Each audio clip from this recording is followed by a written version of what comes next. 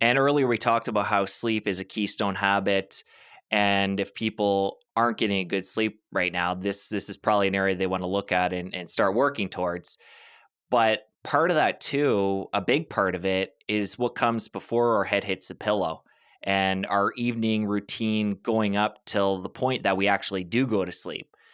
And I think earlier you talked about not using electronics before bed, but let's talk about Arianna and what you do leading up to have a good night's sleep.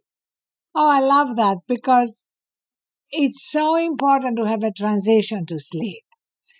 And you'll see, I don't know if you've started already, but when you put your child to sleep, you don't just drop it in bed. There's a whole ritual, giving it a bath,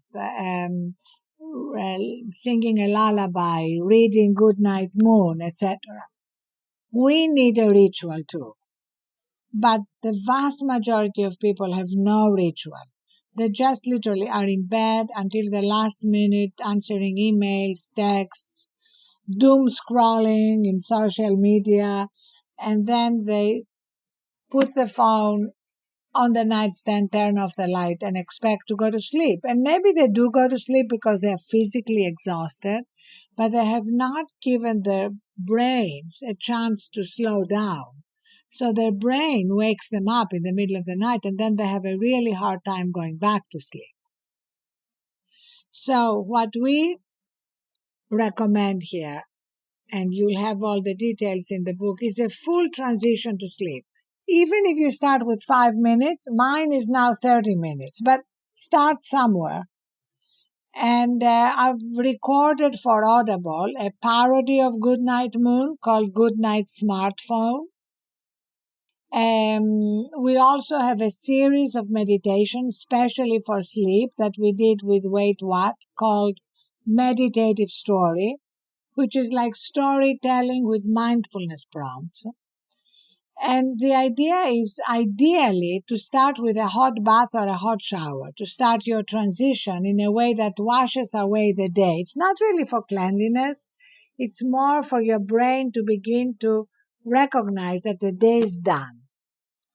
And then in bed, I only read physical books. That's why we were excited to publish Time to Thrive in a physical book, not just online, because I love the idea of the tactile feeling of a book. And then I like to end my transition again back to gratitude by remembering what I'm grateful for. So that would be within the half hour, you'd have a bath or shower, read a physical book, and then do a gratitude practice. Yeah, and let me just tell you, you can shrink that down to 5 minutes.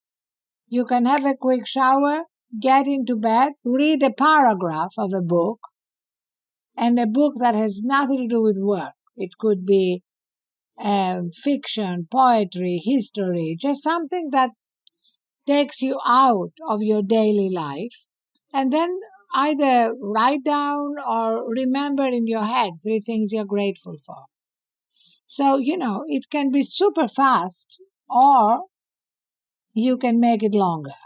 And like we keep coming back to, for somebody that this is totally new, they would maybe want to take one of those or maybe even none of those in the beginning and just get the bedtime straight as the micro step. And then over time, they can work those in.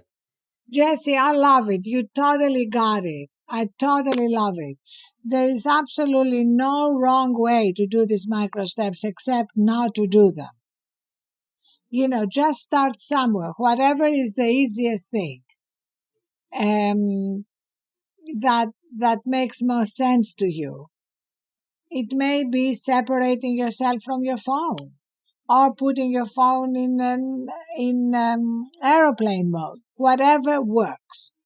And the cool thing, we talked about the Aura Ring earlier, and the cool thing about that is that when you start making some of these changes, you can get some real data on how you're sleeping. And then you can decide, when I cut caffeine out at 2 p.m., I got into more deep sleep, or when I, left my cell phone out of the room, I slept better that night. These rings, they just give you that objective data, which is just so cool to see what you're doing if it's actually working, which can be motivating to continue to do that or to pivot. Exactly. We really become scientists of ourselves. And it's kind of exciting to notice these things um, and keep improving um, our habits every day. Not again with judgments, not with anxiety and stress, but because we love the results.